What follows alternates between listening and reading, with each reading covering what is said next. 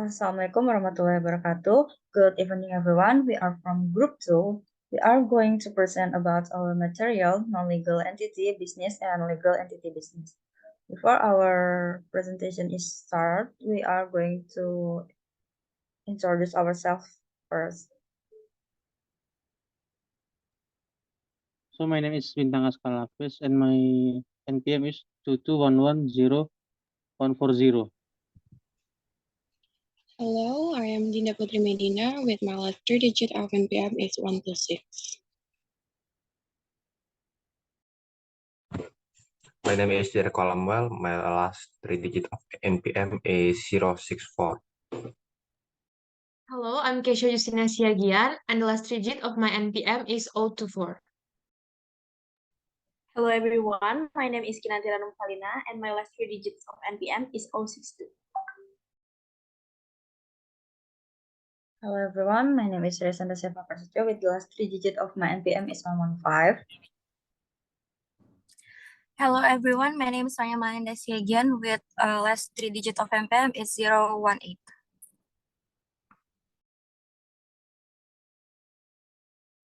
Okay, this is our table of contents. So the first one is material and then illegal business case in Indonesia, and the last one is illegal business on overseas. So the first material is going to be presented by Kinan. Please start the presentation, Kinan. So the first one is I will explain about legal business entity. So legal business entity is an entity or company or organization that is officially recognized by law to carry out business operations. A legal business entity has legal rights and responsibilities such as tax filings, can own property, enter contracts, be held liable for its own debts and obligations, and legally responsible for its business actions.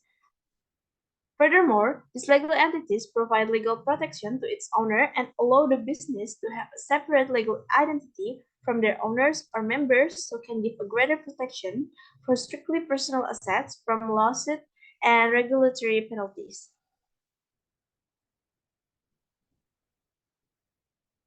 And then I will explain about types of legal business entity. So the first one is sole proprietorships or sole trader. Sole proprietorships or sole trader are the business that is owned and operated by one person, for which the owner makes all the decisions but also takes all the risk, including there is no legal separation between the owner and their own personal affairs. And then the second one is partnerships. Partnerships means that there is the relationships of 2 or more partners who run a business and are typically strengthened by a partnership agreement, which makes the work relationship clear from the start. In partnership, the owners share the responsibilities and profits. The third one is limited liability company or LLC. A limited liability company is a business entity or business structure that protects its owners from personal liability for their debts or obligations. Shareholders in an LLC have limited liability according to the shares they own in the company. A limited liability company is a hybrid entity that combines the characteristic of a corporation with a partnership or sole proprietorship. And the fourth one is cooperative. Cooperative is a part of business entities in economic organizations owned and run by their members with the main objective being to meet common needs and interests with democratic principles. Usually, business profits are divided proportionally. And the fifth one is state-owned enterprises or SOE or BUMN. State-owned enterprises are business entities created by the government, so that their capital comes from the state, which makes them wholly, mostly, or partially owned by the government, and the government gives control over them. These state-owned companies operate on the state's behalf and can operate in various sectors of the economy.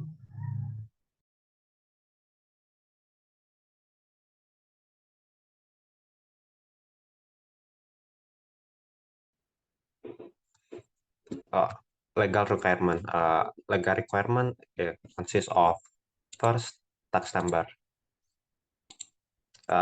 Tax number as an identification whether the business entity is legal or not, or how do they pay their tax. Second, business name registration. This concludes the serial SK official number of the business entity, whether the business officially registered or not in public administration of business. Next, incorporation number. The number is used by the federal government to identify the business for tax reporting purpose. Most business, depending on legal structure, will also need the number for such thing as opening a business checking account, obtaining business credit, or hiring employee. Employer identification number. An employer identification number is also known as federal tax identification number and is used to identify a business entity. Generally, business need an EIN. Last, a partnership agreement. Depending upon your business structure.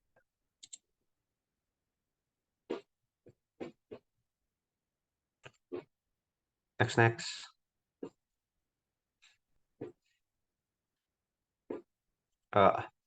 Next, the example of legal business entity. The example of legal business entity first, Bluebird Group Company, sole proprietorship or sole traders, Semen Indonesia Group, SIG, and PT Pertamina Limited Liability Company.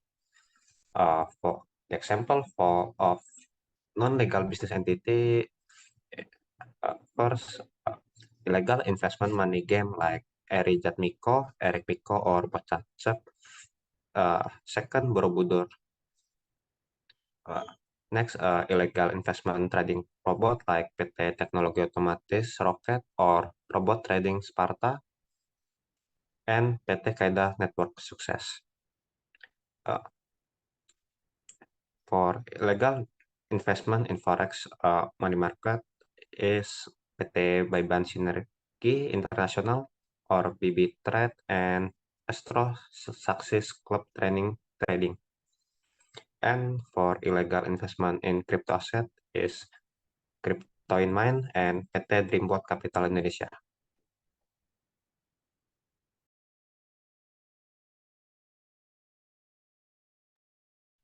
So in this part, we're going to talk about our case about non-legal business in Indonesia.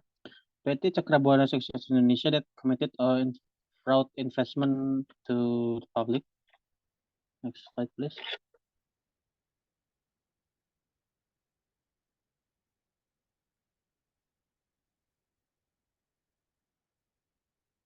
So this is the first step of our case. The Financial Service Authority (OJK) and the Investment Alert Task Force declared the activities of the PT Cakrabuana Sukses Indonesia (PT CSS) as illegal activities that violated the law in the field of raising public funds and investment management. They reported PT CSI to the Criminal Investigation Department (Barreskrim). After that, the case was processed in the district court for further proceedings.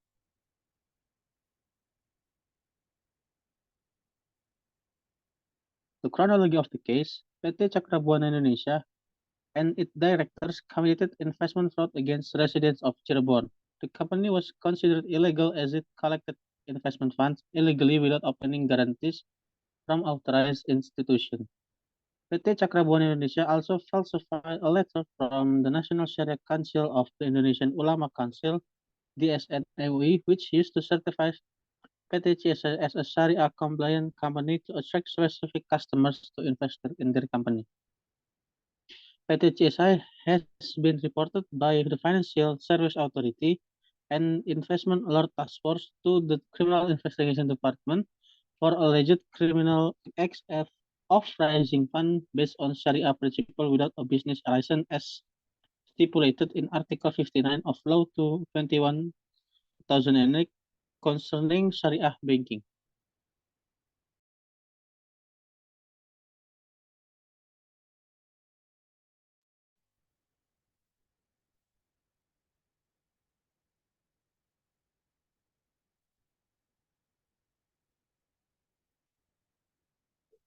So next is law related to this case. The first is Pasal 59 ayat 1 Undang-Undang Nomor 21 Tahun 2008 tentang Perbankan Syariah Jungto yang berbunyi, setiap orang yang melakukan kegiatan usaha bank syariah UUS atau kegiatan penghimpunan dana dalam bentuk simpanan atau investasi berdasarkan prinsip syariah tanpa izin usaha dari Bank Indonesia sebagaimana dimaksud dalam Pasal 5 ayat 1 dan Pasal 22 dipidana dengan pidana penjara paling singkat 5 tahun dan paling lama 15 tahun dan pidana denda paling sedikit 10 miliar rupiah dan paling banyak 200 miliar rupiah. The second is Pasal 64 ayat 1, 2, dan 3 KUHP dan Pasal 3 Undang-Undang Nomor 8 Tahun 2010 tentang pencegahan dan pemberantasan tindak pidana pencucian uang jungto yang berbunyi Pasal 64 ayat 1 PPATK melakukan pemeriksaan terhadap transaksi keuangan mencurigakan terkait dengan adanya indikasi tindak pidana pencucian uang atau tindak pidana lain. Ayat 2, dalam hal ditemukan adanya indikasi tindak pidana pencucian uang atau tindak pidana lain, PPATK menyerahkan hasil pemeriksaan kepada penyidik untuk dilakukan penyidikan. And the last in ayat 3, dalam melaksanakan penyidikan sebagaimana dimaksud pada ayat 2, penyidik melakukan koordinasi dengan PPATK. Next, please.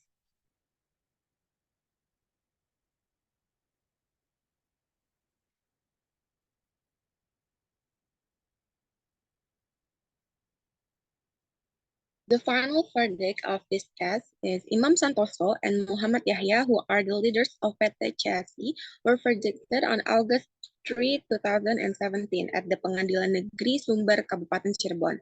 They have violated the crime of jointly conducting fundraising activities in the form of deposit or investment based on Sharia principles without a business license from Bank Indonesia on an ongoing basis and jointly committing money laundering.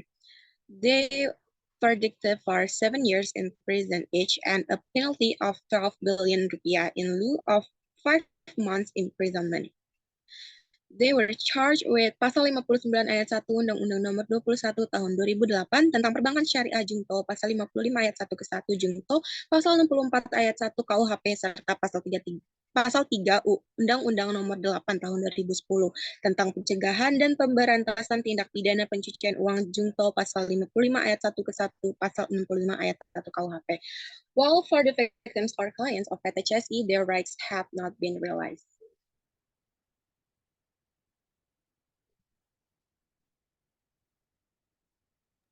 And for the cost and the duration of this case is the court costs were charged to its defendant at 5,000 rupiah, and for the duration was processed for 92 days from 3rd May 2017 when the case was filed until 3rd August 2017 with only one trial at the Pengadilan Negeri Sumber with Mary Taat Anggarasi SHMH as the presiding judge.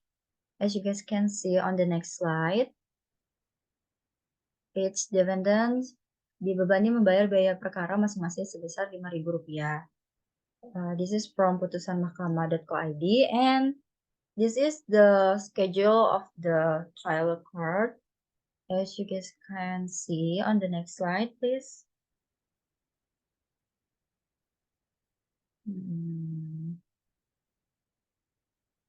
Next slide, not this one. The reading of the final verdict is conducted on Thursday, 3rd August 2017. Okay, next slide. And for non-legal business on overseas, we choose Woodbridge Securities 1.2 billion Ponzi scheme as our case. Next slide.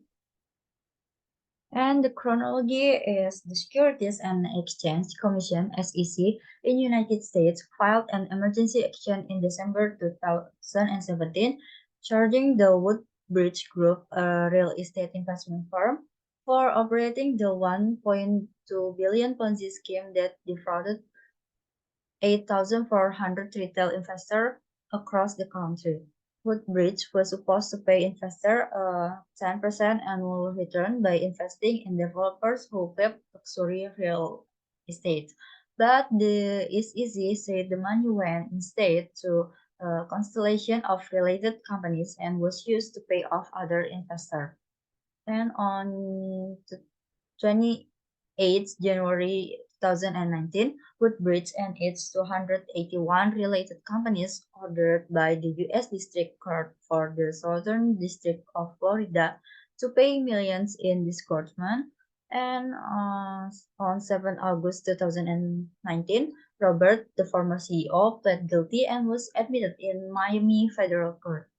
In July 2021, Dan Rosman and Ivan Acevedo, that were managers for Woodbridge, pled guilty too.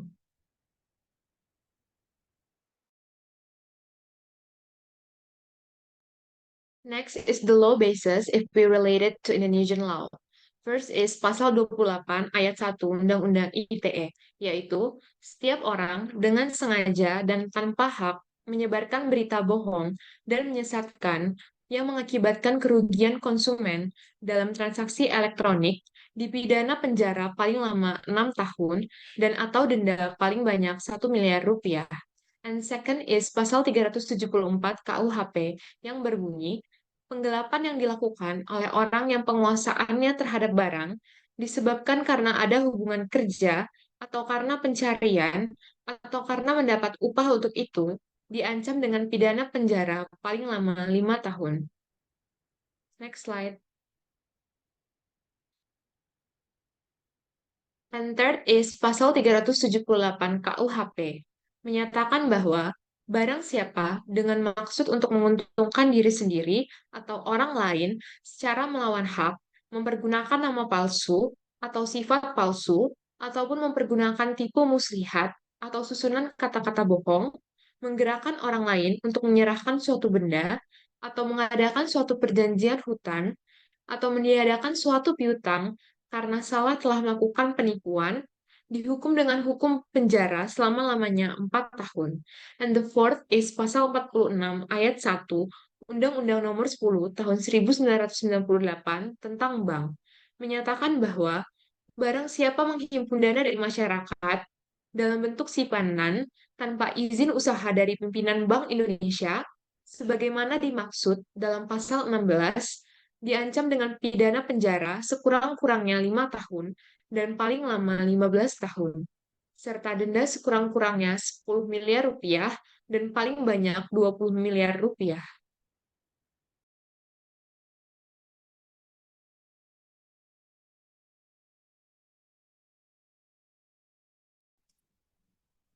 Final verdicts of case. Sapiro was sentenced to 25 years in prison. Rosman and Acevedo were sentenced to 5 years in prison. The court ordered Woodbridge Group to pay $892 million in disgorgement. CEO Robert pay $100 million civil penalty and give back more than $20 million in ill-gotten gains and interest.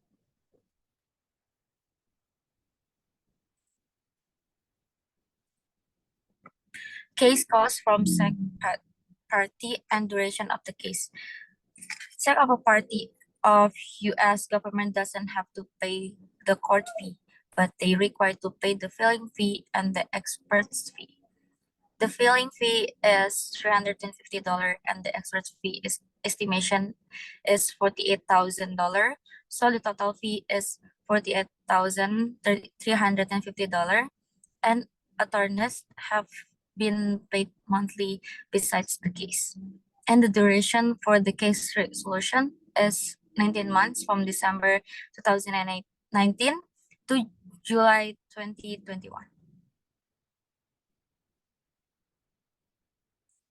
So that's all for our presentation. Thank you for your attention. Okay.